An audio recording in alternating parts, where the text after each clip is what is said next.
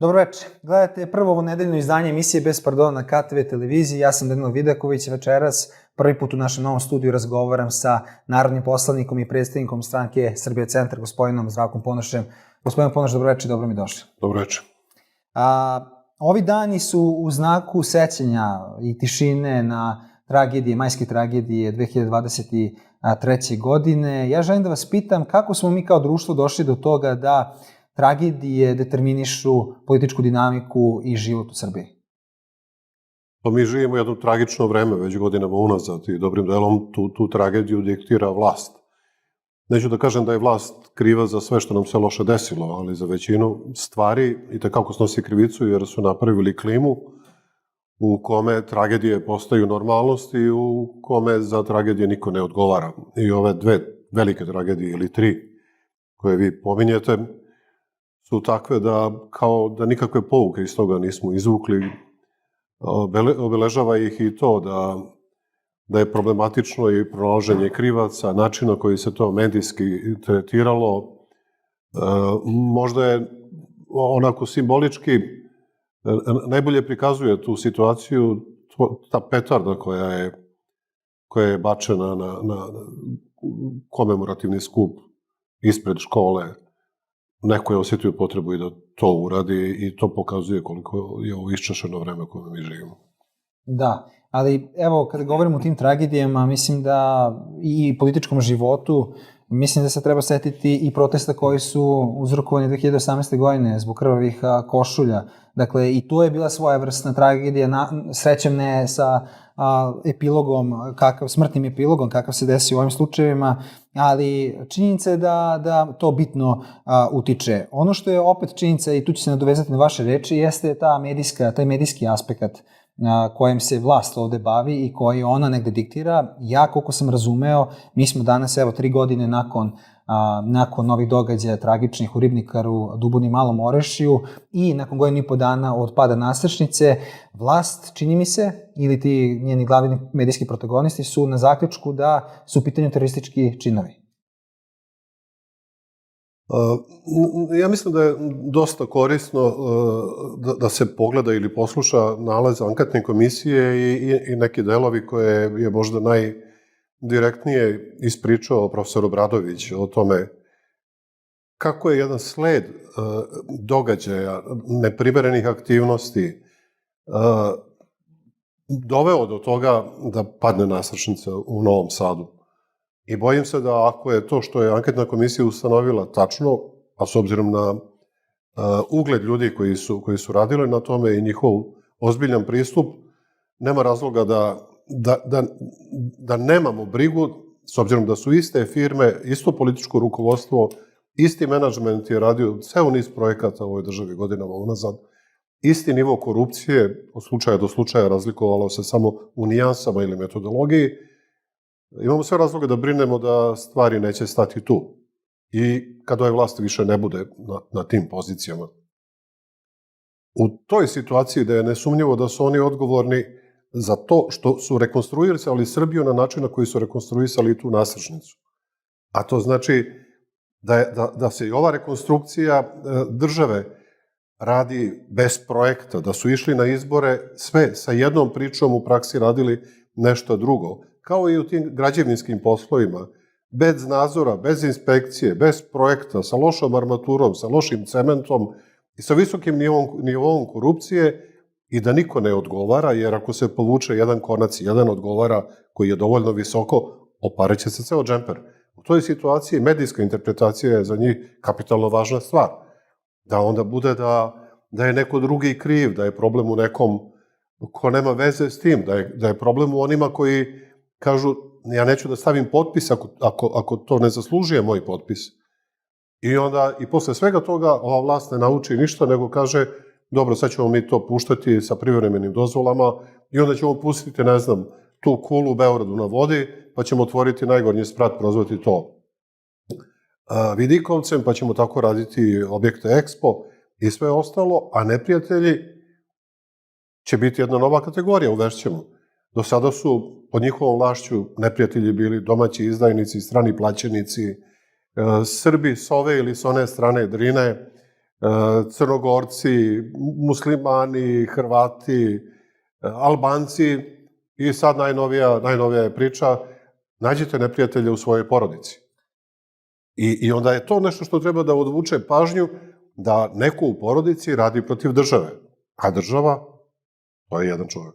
Da, upravo sam teo da se nadovežem na to što vi nazivate jednom od najvećih gadosti u višedecenijskom opusu, kako vi kažete, Miloševićevog ministra propagande. Lapot, naravno, to su, ne znam koliko ljudi zna, ali eto, ne bih ja sada da tumačim, bolje da sami pogledaju, da bi razumeli, istražili srazmere te gadosti, o čemu se radi, bio nedavno jedan film s tim u vezi pravljen, ali činjenica je, recimo, ono što je zanimljivo jeste da kada govorimo o ovom buntu koji je usledio nakon pada Nasrečnice, jeste da je on zahvatio porodicu, u smislu da je ušao u sve porodice, da su na decu su ljudi osetljivi, počevši od nas ovde prisutnih, i da je negde, čini se, Vučić izgubio tu temu, naša deca, evo sad je on to prebacio na Srbija pobeđuje, kao odgovor na studente pobeđuje, on stalno se trudi da replicira. Kako sagledavate to? To je njegove pokušaje da odgovori originalno. Da, on je sad dosta očigledno u reaktivnoj fazi, on više nije taj koji igra belim figurama i to radi dosta traljavo i loše, zato što očigledno parama ne može da se kupi ideja koja je stvar nekog unutrašnjeg nagona ili je stvar bunta, nego je stvar kupovine. To što on kupuje od političkih ideja sada je više bežanje od onih tema koje ga bole. I dobro ste primetili, priča ovo je za našu decu više ne stoji. Svakako, ovom režimu to ne bi stajalo.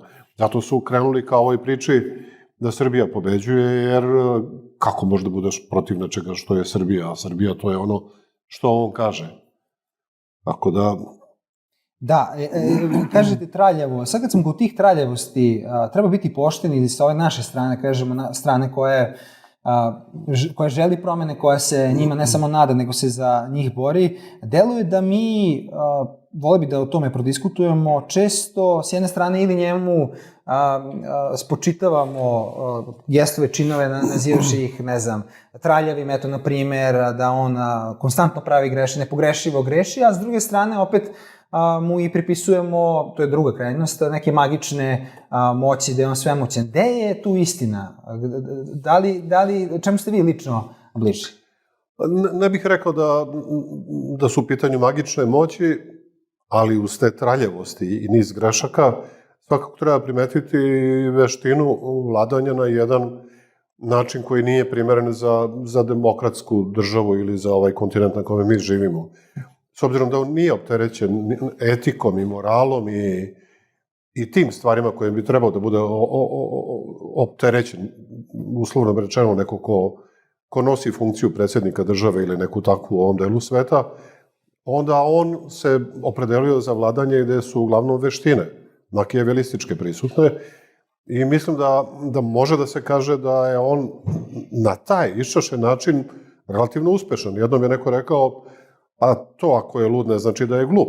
I Aleksandar Vučić je niz puta pokazao da je on vešt u vladanju na taj način koji nije opterećen moralom. On je čovjek koji zna da sprovodi izbore na način da se krađa podrazumeva. To dosta uspešno radi sve ove godine. Dosta uspešno je prodavao priču o tome da on vodi Srbiju u Evropsku uniju. Nadam se da je sad dosta manje ljudi koji u to veruje. Zanimljivo je da onog momenta kad su ljudi prestali da veruju u to, vraća se poverenje u Evropsku uniju i želja ljudi da Srbija bude u članstvu Evropske unije. Sad opet prva brojka počinje sa 4. Neka istraživanja kažu da je 45%, a bilo je 30 i nešto. Znači, bez obzira na sve to što on radi protiv ulaska Srbije u Evropsku uniju, raspoloženje stanovnika ove zemlje se menja pozitivno, menja se između ostalog zato što je rečnik, pristup ljudi koji govore u ime Evropske unije postao dosta drugačiji. Više ne možemo da čujemo dragi Aleksandar, između ostalog. Dužnu pažnju ćemo posvetiti teme Evropske unije. Znam da bi dinamika razgovora trebalo da ide sad u pravcu otvaranja odmah iste, ali samo par koraka unazad, jer nismo se videli neko vreme. Voleo bih da čujem vaš osvrt na lokalni izbor i da tu uvežemo sa ovim mojim prethodnim pitanjem. Dakle, sa te dve krajnosti, gde se on nalazi, gde se mi nalazimo, zato što činjenica je da su ti izbori izgubljeni na ovaj ili onaj način, na semafore, kako je on onako predstavio u onoj izbornoj noći, cinično se i reći se 10-0. Da li vi mislite da su trendovi koji su ti izbori pokazali ono što treba nama da imponuje svima zajedno i na čemu treba da insistiramo, ili ipak treba nešto da izvučemo kao pouke?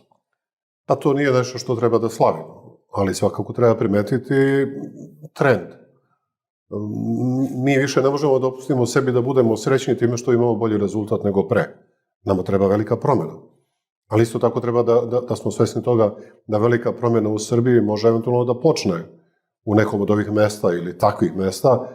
Može samo da počne, ali tu Srbija neće da se menja. Znamo gde se Srbija menja. Srbija će se menjati i onda kad se prelome veliki gradovi. Znači, odavde možemo da izvučemo pouke, šta smo loše radili, šta je moglo bolje i da primetimo neke trendove. I da vidimo da, kao što imamo takvih mesta gde su bili izbori, da nam je jako malo falilo. To znači da je bilo kakvo posustajanje i zamor pred kraj ili računanje i kamen da stavimo na listi pobediće, nije baš tako. Mora da se igra i do 93. minuta, ako sudija je napravio da se utakmica igra dok on ne pobedi. A sad su stvari takve da je sudija on. On je odlučio da od 25 primedbi Odirovih na izbornu situaciju u Srbiji da menja samo, da obrati pažnju samo na 5. U stvari na 4 od tih koje je Odir dao kao preporuke. A od ta 4, nijedno ne sprovodi doslovno, nego delimično da bi mogao da kaže, eto, radili smo nešto. U toj situaciji da je on sudija i da će on produžavati utakmicu dok ne dobije, moramo i mi da budemo spremni da igramo do 90 i ne znam kog minuta i da budemo svesni da nam je važni su ne samo igrači na terenu, nego i na klupi, a boga mi i oni koji su na tribinama. Pokušat ću se nadovežem na ovaj vaš zaključak, a u kontekstu pouka koje ste vi kao stranka izvukli, vi ste izašli na nekoliko mesta, tako kao stranka, uzeli učešće. Nikad nismo išli samo smo podržavali ili bili deo nekog paketa. Da. I koje su vaše neka terenska iskustva primenjujući ovaj vaš zaključak? Pa pre svega tamo gde su lokalni ljudi se bavili lokalnim izborima, gde im niko nije to orkestrirao, stanje je bilo bolje. Jer se ljudi znaju, bez obzira da li su studenti ili su pravnici koji rade, ne znam, u lokalnoj advokatskoj kancelariji ili su inženjeri koji rade u nekoj firmi.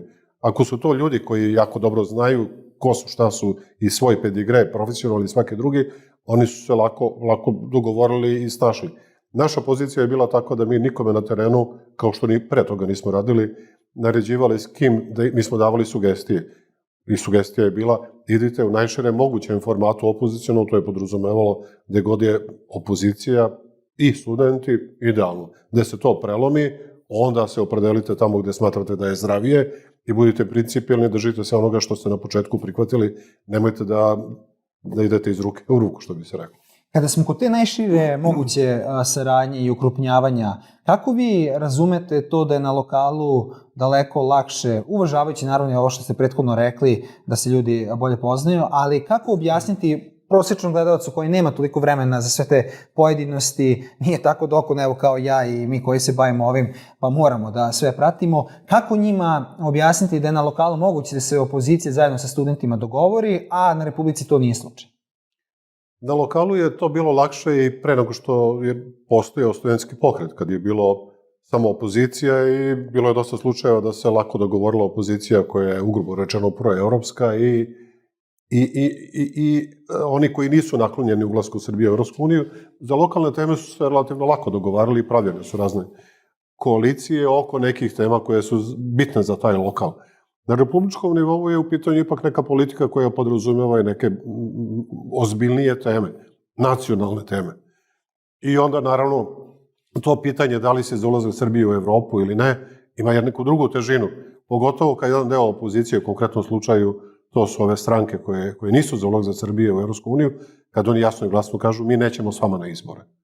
to je novi DSS dosta često i jasno rekao, bez ikakve, vrlo legitimno naravno, i bez ikakve zle krvi, to treba uzeti u obzir i onda ne praviti nikakvu strategiju koja podrazumeva kao da to nije rečeno. Ljudi su rekli ne. Znači, mi jesmo s iste strane fronta, ali nećemo ići zajedno u koaliciju. Kad dobijemo izbore, onda ćemo vidjeti šta ćemo posle. I to je nešto što treba uvažiti.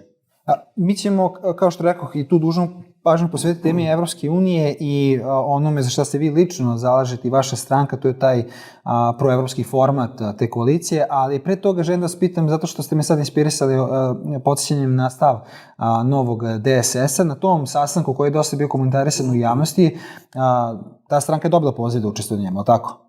Ja nisam sazivao sastanak, lično nisam ni bio na sastanku, bio je predstavnik naše stranke. Ali ste informisani, oni su bili pozvani, ali tako, ali nisu odbili su da dođu. Koliko sam čuo, da, i oni su rekli da ovo nešto u stilu kao što sam malo prekomentarisao, tako da. Dobro, sad ako vratimo film na jesen prošle godine. Ali bilo je sastanaka ranije u tom periodu koji vi sad pominjete, kad smo imali sastanke u najširem formatu, ali ni tada to nisu bili koalicioni sastanci, nego sastanci u kojima smo se dogovarali šta radimo. A da li na tim sastancima bilo jasno iskomunicirano, recimo, strane novog DSS-a, da za njih potencijalno nema nikakvog prostora za saradnju, upravo zbog te ključne... Ne, pa mi smo sarađivali, samo što tada nisu bili izbori. Razgovarali smo o mnogim formama zajedničkog delovanja u Skupštini i van Skupštine, ali izbori nisu bili tema. Da su bili izbori, ljudi bi verovatno izneli identičan stav što su ga sad izneli. A sad su tema bili izbori i koalicije izborne. Na neki način. A kako vi razumete tu toliku pažnju medijsku koju izaziva svaki sastanak opozicije, lidera opozicije? Vi ste rekli onako cinično malo, ali zanimljivo jeste na mestu ta pošalica da je veću pažnju izazvao taj sastanak nego recimo susret J.D. Vansa i ministra spoljnih poslova iranskog, naravno. Rekao sam da to ne zaslužuje takvu vrstu pažnje, jer bi to trebalo da je normalno da se opozicija sastaje relativno redovno na razne teme i u raznim formatima. Mislim, živimo u državi gde vreme to zahteva. Zato ja mislim da činjenica da se sastanak desio ne bi trebalo da bude velika vest, a još manje najava takvog sastanka. Zato sam onako bio prilično uzdržan prema toj glamuroznosti i činjenice da se mi sastajemo. Posastajali smo se i pre i ovde i imali smo zajedničke nastupe i van zemlje.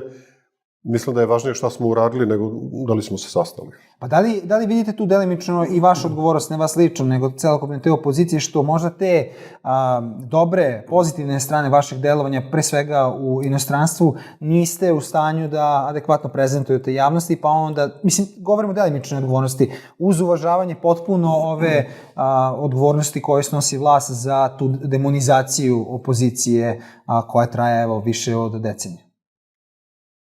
Pa ja mogu da kažem da mi kao stranka ili ja kao predsjednik naše stranke se trudim da ono što mislim da je afirmativno i dobro što pomaže da opozicija funkcioniše zajedno, da dobije više prostora u našim javnim nastupima. A stvari za koje mislim da mogu samo da zbunjuju opozicijno nastrojene glasače ili mogu da naprave štetu, pokušaju da nešto zajedno radimo, te stvari radije sad ignorišem i ostavim po strani, nije vreme da to dobija javnu promociju. Mislim da su ti zajednički nastupi u inostranstvu bili dobri, mislim da su i većina kolega iz opozicije je tome posvetila dužnu pažnju. Mislim recimo da smo mogli da budemo malo više posvećeni u promovisanju tog zajedničkog delovanja u Skupštini, s obzirom da podržavamo jedni drugima amandmane i prilikom glasanja vidi se da smo na istoj liniji. Mnoge zakone smo zajedno spremali ili smo podržali ako neko iz opozicije spremi. To se možda nije toliko videlo, tako da ispadne da je sastanak bio najvažnija stvar, a nije, neke stvari smo konkretno uradili. Recimo, zakon o lekarima, čini mi se da je to spremao naš narodni poslanik profesor Delić, to je s njim radila koleginica iz Zeleno-levog fronta, i prezentovali su to zajedno, tako ja mislim da su... I amandman je usvojen, je li tako? Ne, to je bio kompletan zakon koji smo mi predlagali. Na temu nečega drugog smo mi imali, sad u ovom zadnjem skupštinskom zasjedanju, jedan od amandmana je usvojen. Mi se kao stranka smo se opredelili da kad spremamo amandmane, da oni stvarno budu supstancijalni, da govore o konkretnom šta mi mislimo da treba da se promeni u nekom članu zakona. uz svo razumevanje da verovatno vlast neće imati razumevanja za to. U konkretnom slučaju, verovatno je neka stručna služba shvatila da je to nešto što stvarno popravlja taj zakon, ili je bio neki previd kod njih pa su shvatili da je ovo mnogo bolje. Naravno, usvajanje jednog amandmana nije učinilo zakon boljim. Mi smo se opredelili da nikad ne predlažemo amandmane koji su samo formalni, tipa briše se, ne znam, tačka ili zarez, da bi dobili 2 minuta više, jer mislimo da nije korektno ni prema ostalima u Skupštini, ni prema gledaocima koji to posmatraju. Ta minutaža ne pretvara se svaki kvantitet u kvalitet. Da, ali evo upravo zbog tih gledalaca i ljudi koji, moj utisak, dominantno se pitaju šta će opozicija u Skupštini. Tu temu smo apsolvirali ne samo vi i ja u našim razgovorima, nego generalno prošle godine to je bilo vrlo intenzivna polemika oko toga. Znači, na stranu to, da li recimo evo ovaj principijalan stav vaše stranke nije adekvatno iskomuniciran, na primjer, dakle taj da ćete vi uprkos svesti da vlast takva kakva jeste ne želi da popravlja, ipak vi imate 17 resornih odbora, je li tako? Da. Vi ćete ipak ulaziti u supstancijalne stvari i davati sve od sebe da se nešto makar iskoriguje i popravi. Nije dovoljno iskomuniciran zato što mi nemamo mnogo ni prostora, naravno. Mi i dalje nismo dobili priliku, ja nisam bio na RTS-u nijednom od kad smo mi u Skupštini. Profesor Cvejić je bio nedavno, to je prvi naš poslanik koji je za svo ovo vreme koliko smo u Skupštini dobio neku minutažu na RTS. Ovaj format koji imamo ovde kod vas je verovatno najkabastiji što se tiče vremena koji dobijemo i zato svaki put kad sam kod vas gost može da se govori malo kvalitetnije i konkretnije o nekim stvarima. To je stvar opredeljenja. Mi na kraju imamo mogućnosti da na taj način pristupamo zakonima jer imamo dovoljno tih resornih odbora. Imamo i kadrovsku mapu, tako da su to ljudi od struke koji se tome, nemamo baš nešto političare, opšte prakse. Ja mislim da je to odgovornost opozicije da pokušava da ne dozvoli da se Skupština pretvori u blato, kao što ima tendencije i prošla sednica je odisala time i vlast je dala svoj doprinos vodeći celu diskusiju u tom smeru. Ja sam nekad dobijao neke kazne, kako se to zove, opomene od Brnabićke. Jedno je bila observacija, kao sam rekao ministarki Milici Stamenkovski, kako se zove žena. Zato što je pričala neke gluposti, pa sam rekao, idite bre, ne znam, okačite zavese, pročitajte neku knjigu, završite taj fakultet već jednom. Ovo je rekla da je to neka mizogena observacija i, ne znam, zato mi je skinula 10% i nemam pojma. Videli ste kako se sad dešava u prošlo vreme, gde diskusije odu potpuno u drugom smeru, to znači da ovoj vlasti takve diskusije i pravljenje blata od Skupštine i takako prija. Da, apsolutno, ali onda evo, to bi moglo sam svrati upravo onu polemiku od koje sam se malo čas izrazio o tome da li je uopšte opozicija trebalo da bude tamo i da da legitimitet tome. Ne da vraća mandata, nego da uopšte učestvuje u takvom blatu. Vi jasno aludirate ovde pre svega na nastup Milenka Jovanova koji je verovatno prevazišao sam sebe u onom obraćanju kolegi Parandiloviću i zaista oni iz dana u dan zatiru i sopstvene te monumentalne izjave, ali ja ne znam, evo i kad to gledate, ja sam se iskreno zapitao i ja sam i javio se gospodinu Parandiloviću i ponudio mu da napiše neku objavu kod nas, da se oglasi tim povodom. Sećam se da je on meni rekao da je on toliko ravnodušan da je došao, da doveo u pitanje da uopšte treba se bavi i dalje ovim, dođu, kaže, takvi dani. Pa zato kada vidite tako nešto, znači mi smo imali, vi to bolje sigurno znate i pamtite, Socijalističku partiju Srbije u ono zlokobno vreme 90-ih godina, pa je opet postao, koliko sam ja razumeo. To je bio dom lordova u odnosu. Da. Gde se povlači crvena linija, gospodine Ponoš? Ima li je? Mi nećemo promeniti naš način delovanja u Skupštini, mi ćemo i dalje se ponašati onako kako Skupština to zahteva. Govorit ćemo o temi dnevnog reda, branit ćemo naše amandmane, razotkrivat ćemo korupciju, u tom što radimo ponašat ćemo se onako kao što priliči Narodnoj skupštini. Birat ćemo rečnik koji odgovara Narodnoj skupštini i nećemo se nikad ponašati kao Milenko Jovanov. Varijanta u kojoj će njihov bezobrazluk biti takav da nas navede da mi ne radimo svoj posao, zašto su nas ljudi birali, to neće da se desi. Jer na ulici možemo da budemo svi i da stojimo i da se guramo s policijom ali ovu stvar nismo dobili legitimitet dok smo tamo da probamo da utičemo na stvari. Ako ne možemo da nam usvoje zakon, da ga amandmanima popravimo do mere da bude dobar, onda ćemo kroz svoje diskusije razotkrivati šta to vlast radi. I da oni koje to interesuje, da bude prilično jasno i očigledno šta se dešava. Imali smo mi tu situaciju da bilo je perioda kad su funkcionisali bez opozicije, znamo kako to ide. Onda pitanje je šta bi se sve desilo, da nije bilo opozicije, da li bi Mrdićevi zakoni stigli do Venecijanske komisije? Da, ali s druge strane neko će vam na to reći kako je ambijent bitno drugačiji nego što je bio ranije i te 2020. godine koje vi imate na umu, upravo zbog onoga, u osnovom, vi ste i sami naveli primer Marte Kos, dakle zbog ljudi iz Evropske unije kojima ćemo evo uskoro, koji sad... Ali izvinite, ali i Marta Kos i svi ti ljudi koji sad imaju drugačiju priču, između ostalog uradili su to, meni to tako izgleda, i zbog toga što mi radimo svoj deo posla ovde kao opozicija i zbog toga što naravno imamo tako jak studentski pokret i uopšte tu jedan građanski bunt, a boga mi zbog toga što je opozicija uradila dosta toga diplomatski i u Briselu i u Berlinu i u mnogim drugim glavnim gradovima gde smo imali prilike da razgovaramo. Ta opozicija nije radila svoj posao, verovatno bi dalje bilo, dragi Aleksandre. Ajde malo da se pozabavimo o time, dakle opozicija, ova parlamentarna koja uzima učešće u skupštinskom radu, uvek insistira na tome da radi na više frontova. Jedan je taj u skupštini, drugi je onaj na ulici gde ste zajedno sa građanima, a treći je taj diplomatski. Ja bih sada volio malo o tom diplomatskom, naročito u svetlu ovih poslednjih dešavanja koje su gospodina Vladana Đokića, rektora Beogradskog univerziteta, isturili negde na čelo ne samo ovog studentskog pokreta, već i tih nekih proevropskih snaga. Tako javnost percipira.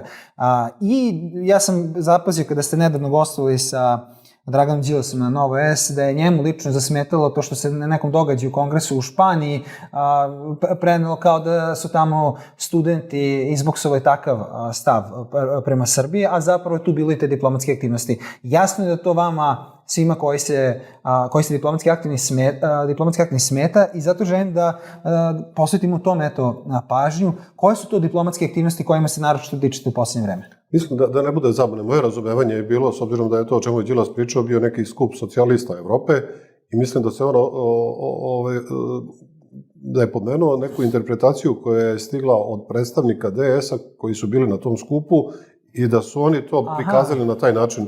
Mislim da Eto, sad ste otvorili još jednu temu posle, ali dobro, da. Moja greška, da. Mislim da Đilas nije imao problem sa tim skupom, ni sa studentima, nego sa interpretacijom. Nego kako interpretacijom demokratske stranke. Moje razumevanje je bilo tako.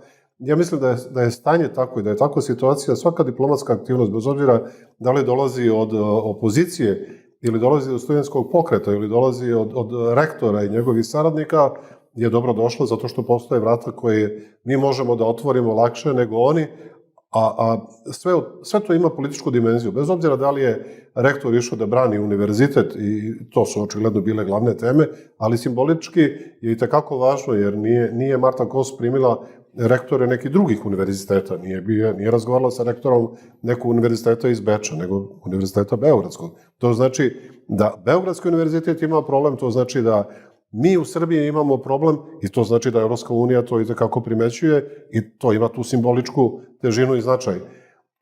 Mislim da su napravljeni dobri iskoraci, mislim da je vredna pažnje ta diplomatska inicijativa rektorova. Trebaju ljudi iz tog akademskog sveta u Evropi da budu upoznati s tim šta se dešava ovde. Bilo je raznih vremena i za vreme Titove Jugoslavije kad je trebalo braniti autonomiju univerziteta. To se radi i van granica ove zemlje. Nažalost, mi smo stigli dotle ponovo. Mi imamo univerzitet koji je verovatno jedna od najvažnijih i najvrednijih stvari koje Srbija ima u ovom momentu. Stigli smo do toga da to mora da se brani van granica ove zemlje i to pokazuje da mi živimo u diktaturi. Ovo što radi opozicija, naravno govorimo i o tome. Govorimo o Mrdićevim zakonima, govorimo o situaciji u medijima, govorimo o situaciji u pravosuđu. Interesantno je da većina tih naših sagovornika, bar moje iskustvo tako, nije neupućena. Naravno, u Briselu ćete sresti mnogo više ljudi u Evropskom parlamentu koji znaju, zato što se uglavnom i bave spoljnim temama. Kad odete u Berlin, zavisi na koga ste naišli. Mi smo imali prilikom prošlog boravka u Berlinu da razgovaramo s ljudima u Ministarstvu spoljnih poslova koji jako, jako dobro poznaju situaciju ovde. Ja sam razgovarao s ljudima iz CDU-a, koja je najznačajnija partija unutar IPP porodice, čiji je SNS pridruženi član. Njima je jako, jako jasno da SNS nije evropska stranka, da Vučić nije evropski lider i da ne vodi evropsku politiku. Ono što njih brine to je da li smo mi u stanju da izvršimo tu veliku promenu bez potresa koji su takvi da mogu da destabilizuju region. Govorili ste o vratima koje je lakše ili teže otvoriti, da neka vi lakše otvorite, neka opet, eto, na primjer, rektor Đokić, i sad ste spomenuli ta vrata Ministarstva spoljnih poslova u Berlinu, koje ste uspeli da otvorite. Međutim, s druge strane, vlast kroz ove svoje režimske glasila i preko svojih tih režimskih kerbera, onih najprominentnijih, nastojeće tek, ja verujem da će to doći na red, naročito ukoliko se ove crne slutnje, da ih tako nazovemo, o ukidanju fondova pristupnih obistine, da sve te vaše diplomatske inicijative, računajući naravno i onu koju rektor Đokić sprovodi, pripiše želji da se sruši država, da se ona destabiliše, da se ona vrati u neka vremena žutog ološa. Kako ćete na to odreagovati kad dođe vreme? Mislim da poruke koje stižu iz Brisela jako jasno objašnjavaju zbog čega su pare zakočene.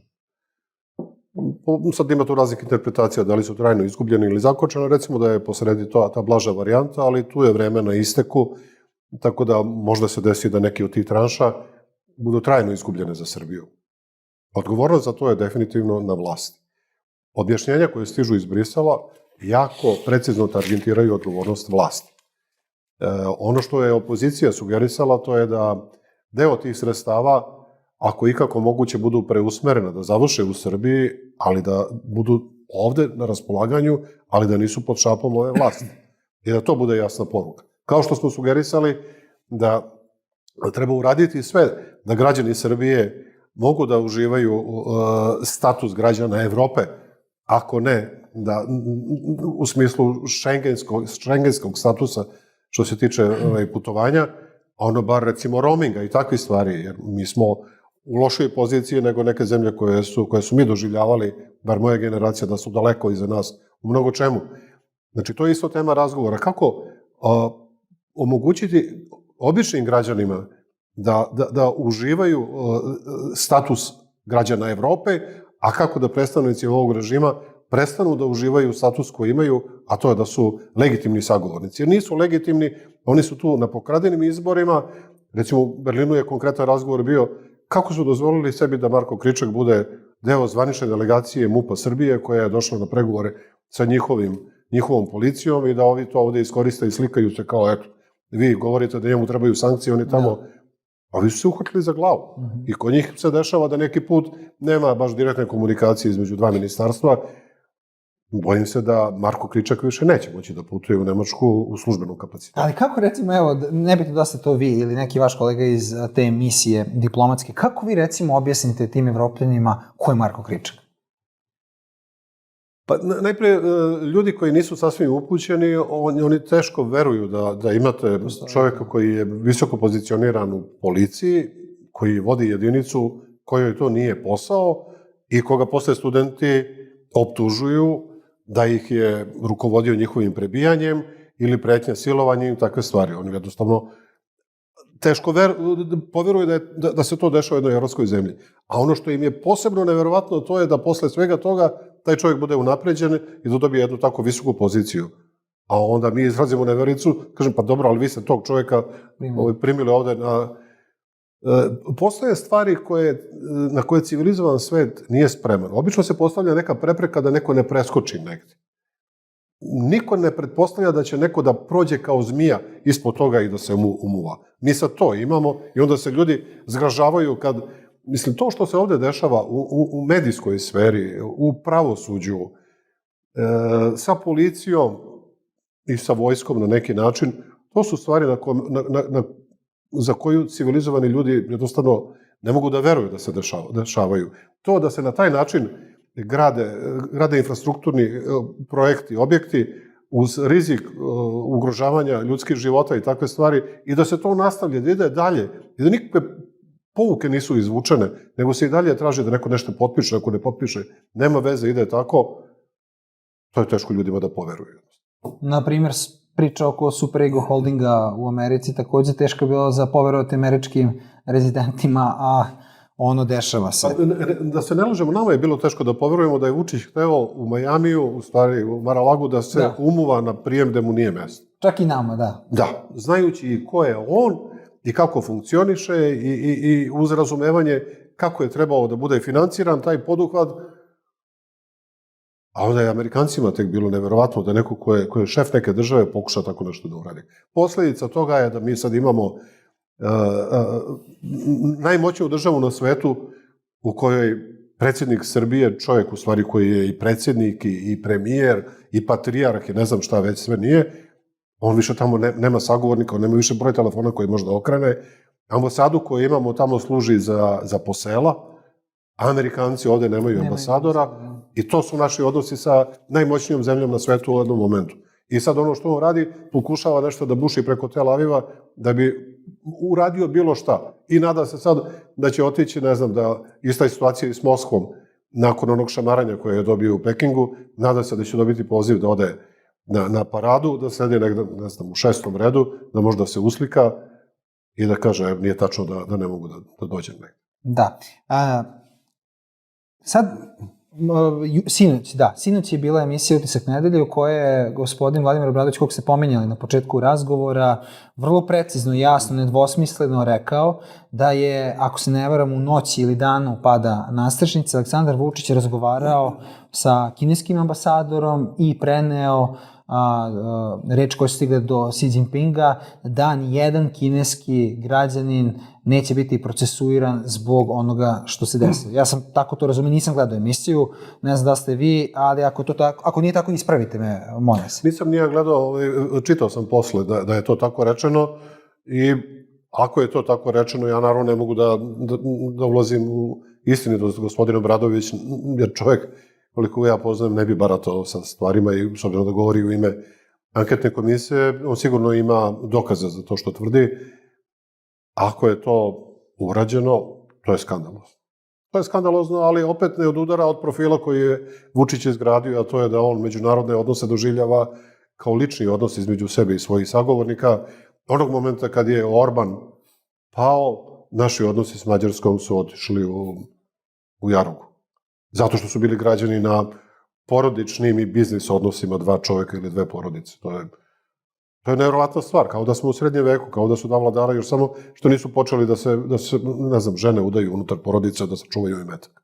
Da, ali evo sad kad već spominjete Mađarsku, samo malo opaska i tu ste se vi, čini mi se, osvrnuli na taj razgovor telefonski sa Petrom Mađarom, gde, kako ste vi bar primetili, nije bilo reči na njegovim nalazima, društvenim mrežama ili u javnosti, za razliku od ovih naših gde se to predstavilo opet tako sladovodobitno. Da, Vučić nakon što je uzeo solidno učešće u Orbanovoj kampanji i dozvolio sebi da bude i deo predizbornog spota i da po svemu sudeći učestvuje u režiji onog incidenta. Iako nije smeo do kraja da ode to. Nije smeo, da. Pa u svemu je on takav. Kad on nekome pomaže, to je uglavnom vrba u klinu. I to se tu pokazalo. Ali u svakom slučaju on se svakako stavio na stranu da napravi štetu Mađaru. To se završilo tako da je on bio srećan da se pohvali da je dobio taj telefonski razgovor.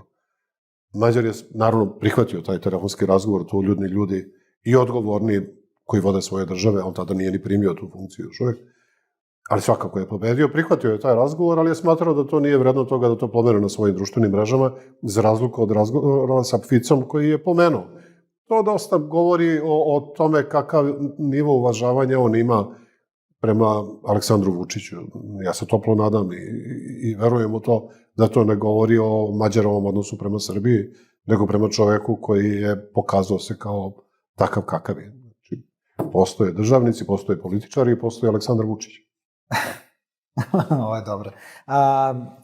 Mađarski scenarij, dosta se o tome govorilo, pa se onda pokušavala izvući neka paralela, neke pouke, neki zaključci, šta raditi. Čak su se i kolegije sa televizije koje su izveštavale iz Budimpešte zaista su se potrudile da izvuku i konkretne praktične savete od tamošnjih intelektualaca, sagovornika, za ovdašnje potrebe. Ipak utisak je na kraju dana, kad se podvuče crta, da će nama trebati ovde neki srpski scenarij, ne mađarski, ne crnogorski, kako smo se svojevremeno nadali nakon 30. avgustovske pobede, ili makedonski scenarij, Kakav je taj srpski scenarij u vašoj perspektivi Zdravka Ponoša?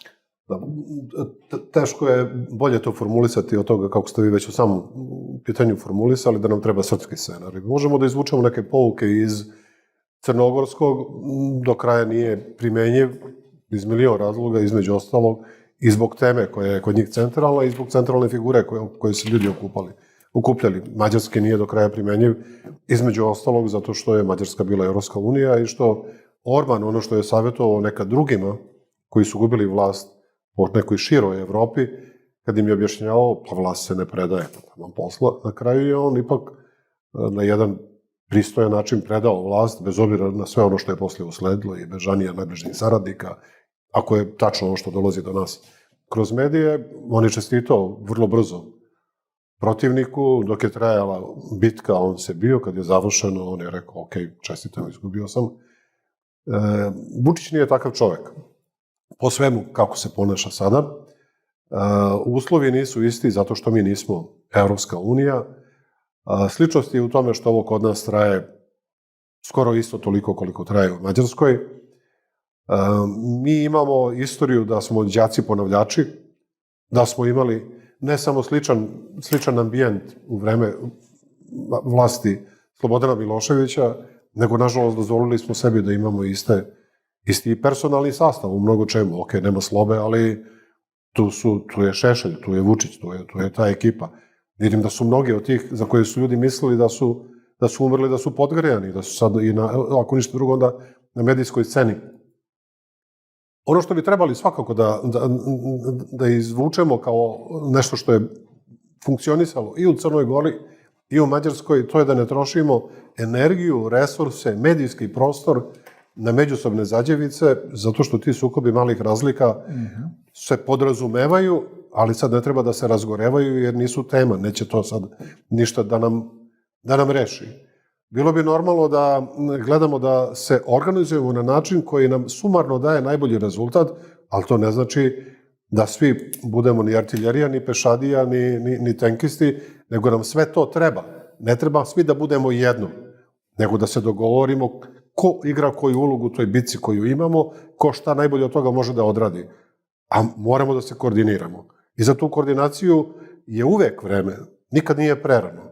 I tu gubimo eventualno neko vreme. Zato bi tekako bilo dobro da imamo sastanke i između proevropske opozicije i one koji nisu naklonjeni ulasku Srbije u Evropsku uniju. I između jedne i druge opozicije i studentskog pokreta onog momenta kad oni budu imali predstavnike koji imaju mandat da razgovaraju sa drugima, morali bi mi, naravno, da se dogovorimo na koji način smo mi formirali taj mandat ili tu grupu ili šta god. Niz tema ima oko kojih možemo da se dogovaramo. Da kažemo koje od tema u našim javnim nastupima nećemo posebno potencirati jer nam prave štetu. Naravno, nenapadanje se podrazumeva. To su stvari koje svakako možemo i treba da radimo. Odlično, hvala vam na ove opasi zato što i sam, ne samo ja, nego i mi ovdje na KTV televiziji dosta razmišljamo o tome kako mi možemo da doprinesemo kao televizija, kao medijska kuća, upravo tome da ti sukobi malih razlika ne budu takvima i percipirani. Dakle, ljudi bi, utisak je, dakle, ovo sam potpuno uveren u ovo što govorim, mnogo voleli da vide recimo i Zdravka Ponoša, i Miloša Jovanovića, i Dragana Đilasa, i Miki Aleksića, Radovana Lazovića, Pavla Grbovića, da sad nekoga ne izostavim, kako razgovaraju pred kamerama javno. Nema toga na televizijama sa nacionalnom frekvencijom, naravno, sve manje čini mi se i na televizijama koje pripadaju nekadašnji United Media, danas je to Adria News Network, kako se već zove, i bojazan je osnovna gledalaca ljudi da će to biti tako i u budućnosti će se taj trend nastaviti, ali da ne otvaramo tu temu. Zato što nema previše potrebe da mi unutar tog kruga razgovaramo pred medijima, jer ako te naše razlike koje sad nisu toliko važne ne eksponiramo previše, onda će to biti dosadan razgovor relativno. Bilo bi idealno kad bi imali prilike da se sučelimo sa predstavnicima vlasti, ali ne sa predstavnicima, kako se zove, onaj neki njihov think tank. Centar za društvenu debilnost, da. Oni su napravili cele televizije koje tome služi, da predstavnike opozicije dovode da sa tim ljudima razgovaraju o nekim stvarima.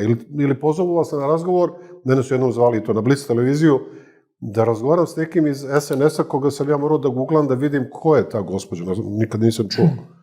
I naravno nisam prihvatio taj razgovor. Čemu to služi? Teško dolazite u priliku da razgovarate s nekim ko je vredan pažnje. Ili ima odgovara po formatu, po statusu u Skupštini, bilo gde. Takvi razgovori imaju smisla i RTS bi tome trebao da služi. Vi nemate tu obavezu, vi ste privatna televizija, a opet dajete prostora raznim ljudima da dođu i da govore, naravno i iz opozicije, i dominantno iz opozicije, nemamo prilike negde drugo. Kažem, ok je da razgovaramo i mi koji se oko mnogih stvari slažemo. Normalno je da razgovaramo i sa onima, recimo mi koji smo iz proevropske grupe partija, sa onima koji imaju drugačiji stav, možemo i sad da razgovaramo o tome, ali ja sam Milošom Janovića, nema nikakav problem, imamo odličnu komunikaciju i privatno i svakako, on je čovjek s kim se ja lepo ne slažem. Da. Lako se s nekim lepo slagati. Da, znam da je obostrano prisutna to uvažavanje kod vas dvojice, eto njega ste pomenuli samo, ali evo ja ću jednu samo opasku ličnu da iznesem na ovo što ste rekli. Ja ne mislim da bi te emisije bile dosadne, šta više ja mislim da bi uz adekvatnu moderaciju te emisije mogle da afirmišu ono što je ovde davno zaboravljeno. Ne kažem da nije postojano, vi sigurno mnogo bolje pamtite nego ja, to je ta kultura dijaloga koja je do pojave ove pošasti od vlasti kako tako i mogla da se nazre, naročito na televizijama sa nacionalnom frekvencijom. To nažalost više nije slučaj i onda mi kao neka mala televizija koja eto sad konačno ima jedan kutak u kojem može to da upriliči, da ne morate idete do... Predivno studiju, baš nas. Hvala. A da ne morate idete do Dikića i do Zrenjanina, mi ćemo gledati da se potrudimo da u takvim razgovorima ne afirmišemo i ne promovišemo te sukobe malih razlika, nego upravo one zajedničke imenitelje svih vas, i istomišljenika i neistomišljenika, pa da vidimo kako izgleda to lepo neslaganje, ali i nužno slaganje, jer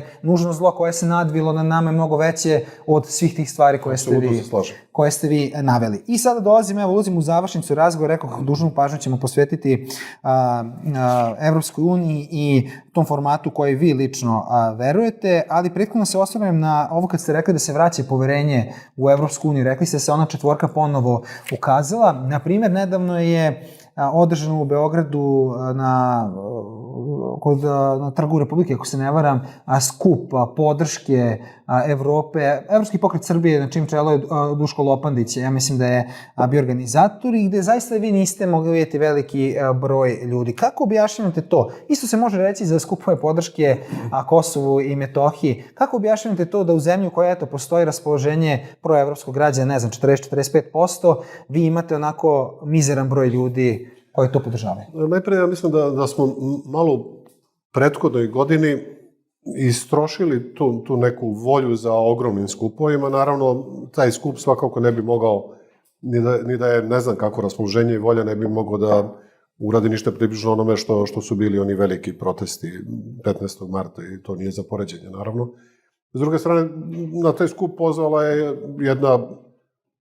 jedna nevladina organizacija ili neko znači ko nema tu vrstu političkog angažovanja operativnog i ne treba to ni meriti po broju ljudi koji su izašli na ulicu sa zastavama ili ne znam kako. Mislim da je ovo što istraživanja javnog mnjenja pokazuju da je mnogo važnije tih 40 plus 45 ili među generacijom od 19 do 29 da je to otišlo na 60 i nešto posto. Da je to važnije. Ja mislim da će ovo leto isto tako biti otrežnjujuće na neki način, kad ljudi počnu da se sreću, osim ako ne pomognu nekim tim čudnim mehanizmima u Grčkoj. Grci su, da, rekli da... Ne znamo da li će to i kako će funkcionisati u praksi, ali jako je neprijatno iskustvo da doživite to da ste ipak građani drugog reda. Znate, ja sam nedavno letio sam za Ameriku, posle tog Berlina, išao sam za Ameriku, ali preko Varšave, izlazio sam iz šengenskog prostora i službenica granične policije Poljske Da ide u Ameriku, imate vizu, ima, ona pogleda, a kad ste došli u Evropu, misleći verovatno kad sam ušao u Schengen. Ja sam teo da odgovorim pre 63 godine, kad sam se rodio. Ali sa graničnom policijom nije mudro da se raspravljate, to sam rekao pre 3 dana u ostalom. To pokazuje da je za nju Evropa Schengen Evropa. Tada kad smo mi se osjećali kao itekako Evropa, oni u Poljskoj, tada kad sam se ja rodio, bili su u deo Varšavskog pakta i daleko od nečega što je ličilo na Evropu. Mi smo za njih bili ozbiljna Evropa tada i u godinama koje su sledile. Sad smo došli do toga da deca odavde beže, ne samo da studiraju, nego da idu u srednju školu, negde pa čak i u Sloveniju, i onda Vučić za to optužuje studentski pokret i sve ovo što se dešavalo prethodnu godinu. Drugi su mu krivi što deca odlaze odavde da idu u srednju školu da studiraju u inostranstvu. A on je svoje dete poslao da studira u Berlin. To je okej, a to što drugi šalju svoju decu, to nije u redu. Napravljena je situacija da živimo u ambijentu koji nije civilizovan. Živimo u državi koja je geografski u Evropi, koja nije Evropa, i živimo u zemlji iz koje kad naši ljudi izlaze vani, budu tretirani kao da nisu Evropa, zato što imamo ovakvu vlast. Da. Kada se pogledaju sad istraživanje javno mnjenje i neka podrška koju i opozicija i vlast uživaju, računajući tu i tu studentsku listu, a onda to uporedi sa ovom brojkom koju ste vi izneli i koju ne dovodite u vezu sa brojem ljudi koji daju podršku Evropskoj uniji, činjenica da je jedan pozamašan broj ljudi koji su proevropski orijentisani očigledno zarobljen glasača, zarobljen kod Srpske napredne stranke. Kako se njima obratiti? To je pitanje za vas iz proevropske opozicije. Da, ima ljudi koji misle da ne treba nastupati preteći ili spominjati ilustraciju, jer ne može ništa da se promeni ako deo tih ljudi ne pređe ovamo. Oni koji to misle, oni zaboravljaju da se ilustracija odnosi na one koji su vladali, bez obzira da li u mjesnoj zajednici ili u državi. Glasači su nešto drugo. Mnogi od tih ljudi su glasali zato što su nešto poverovali, neko je glasao zbog tih, ne znam, kilo pasulja ili litru ulja ili ne znam zbog čega. Te ljude svakako treba, ako ništa drugo, onda pasivizirati iz te glasačke mašinerije SNS-a. Većina njih će glasati za nešto drugo onda kada SNS ne bude na vlasti. Zadatak broj 1 je da oni koji su bili uzdržani, koji nisu verovali, koji su bili apstinenti, da izađu na izbore, i mislim da je ovaj bunt koji je iza nas ovu godinu dana i studenti, da su te ljude pokrenuli. Mnogo je važno da oni se ne pasiviziraju ponovo. Ulazak u SNS-ovo glasačko telo je malo zahtevnije. Mnogi od tih ljudi glasaju za vlast. Oni su nekad glasali ili porodično za SPS, pa su glasali za DOS, pa sad glasaju za ove, sutra će glasati za nešto drugo. Mislim, ovo društvo je i vrednosno, i po navikama, i ako hoćete i po nekoj zdravstvenoj kulturi i higijenskoj i mnogo čemu, vraćano unazad prethodnih 14-15 godina.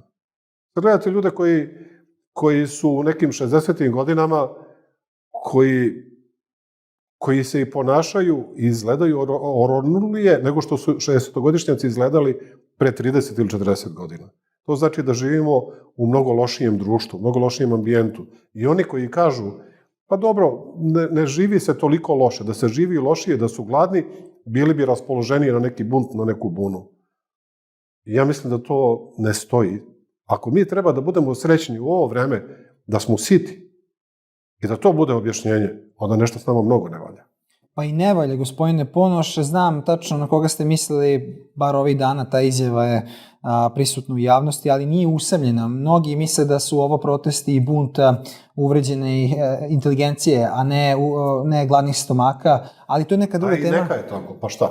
Ne, neka je tako i treba da bude, ali ova sada tema koju ste negde načeli zahteva mnogo više vremena, ajde to ostavimo za neki drugi put, kada vas budemo duže maltretirali u studiju. A sada bih volio da se samo još pozabavim 2 pitanja na samom smo kraju emisije. Dakle, vi kada kažete da nam ne treba još jedan catch-all format pored Srpske napredne stranke i studentske liste, mislite na proevropsku opoziciju, da kažete da vam treba okupljanje oko te proevropske ideje. Jasno je na šta mislite, ali zašto mislite da bi takav format bio primavljiv glasačima? Jedan od razloga je u ovoj statistici koju sam rekao, u stvari ovo istraživanje koje kaže da opet imamo 40-45 posto građana Srbije koji su za ulazak Srbije u Europsku uniju. To svakako ne znači da će to biti ključni parametar za odlučivanje da glasaju, jer i studentska lista, ako neće biti izrazito proevropska zbog svoje strukture, zbog svega ostalog što ide u širinu, to svakako ne znači da tamo neće biti dosta ljudi koji su i za to, i zbog toga će i privući deo glasača od tih 40 i nešto posto koji jesu za Evropsku uniju, Srbiju u Evropskoj uniji, a koji će glasati za studentsku listu. Ali bit će oni koji su tradicionalniji u svom političkom pogledu na stvari, koje hoće da glasaju za one koji su im poznanice. Svi mi koji smo sad na političkoj sceni, pa svojim vrlinama, manama, referencama, profesionalnim uspehom, političkim, ko se bavio politikom duže vremena, ljudi znaju na čemu su. Ja kad govorim o našim pristupu, amandmanima, o diplomatskim akcijama, ljudi znaju na čemu smo. Siguran sam da postoji deo glasača kojima je to važno. Nijedan glas ne sme da bude izgubljen. Ako ima onih glasača koji hoće i veruju u tu čvrstu proevropsku politiku, oni treba da imaju svoj izbor. Vučić nije mogao da dobije izbore dok nije rekao, kad su pravili SNS, da su oni proevropska stranka. I oni iz vlasti koji su bili naklonjeni ka tome da se SRS pocepa na tradicionalni SRS Šešeljev i na ove druge, smatrali su da im treba taj drugi deo, jer bez tog drugog dela nećemo imati većinu za ulazak Srbije u Europsku uniju. Pa smo dobili to što smo dobili sa SNS-om koji je svo vreme lagao. Ali SNS i Vučić od momenta kad su postali SNS do danas ni na jedne izbore nije išao, a da nije obećavao ulazak Srbije u Europsku uniju. Što znači da u Srbiji ne može da se formira vlast ako u toj vlasti dominantan položaj nemaju oni koji zastupaju ideju ulaska Srbije u Europsku uniju. Ako je to tako, i takako je normalno da postoji politički akter za sledeće izbore koji snažno i jasno zastupa tu ideju. Mi kao stranka ne pripadamo onima koji smatraju da je Europska unija nova religija i da tu sveta cveće i ne znam, ili dobijat ćemo pare ili treba da verujemo u to i sve što se traži to je tako. Ne. Mi smo kao stranka na poziciji da sad živimo u Evropi u kojoj neko sedi za stolom, odlučuje i o svojoj sudbini i o sudbini onih koji nisu za stolom, ni trenutno nismo za stolom, nego smo što ispod stola, što smo sluge, zahvaljujući ovoj vlasti, i sve više smo u ulozi sluge, a ovi koji su za stolom odlučuju o nama. Kad budemo za stolom i mi ćemo odlučivati o sebi, pa između ostalog, srazmjerno našoj moći i kuda taj brod zajednički ide. I da bih opravdao ono što sam rekao, da mi ovde ne želimo da podstičemo zađevice i te sukobe malih razlika, tu se pre svega mislim na političare, vas političke aktere. Ja vas neću pitati, vas ne, neke analitičare, kako se kaže, komentatore, da, neću vas pitati za personalne neke izbore i odluke, tu pre svega mislim na gospodina Đokića o kojem se sada dosta govori, već ću zadržati se na načelnoj stvari. Načelno, studentska lista još uvek nije promovisala ni svoj program, u potpunosti nije ga manifestovala, niti ta lica koja se toliko dugo i željno iščekuju. Ukoliko se to pak desi i ukoliko ta lica u javnosti budu percipirana kao proevropska lica, kao lica koja će tu studentsku listu da povedu ka toj Evropskoj uniji, kakav će onda u tom momentu značaj imati ova proevropska kolona EU5, kako ste vi to kolokvijalno nazvali? Dajte da vidimo da li će to da se desi. Ništa ne ukazuje na to da će studentski pokret da promeni svoju fizionomiju koja je sad takva kakva je, ali izgleda da hvata jako široko. I mislim da bi verovatno izgubili dosta od identiteta. Mnogi se sad zbog ovih vetiranja, takozvanih vetiranja, neće složiti sa vama. Pre svega sad recimo, verujem, prvi Miloš Ivanović se ne bi složio. Ja ne znam tačno šta se dešava i ne pratim to detaljno, jer oni kad završe šta god da rade, oni će reći šta je to što je ostalo. Ali zamislimo da je to slučaj. A to je sad hipotetički, ne mogu da vam odgovorim pre na ovo što ste izbjegli, da me pitate o nekim personalnim, nema problem s tim uopšte. Ako bi bili izbori gde su odvojeni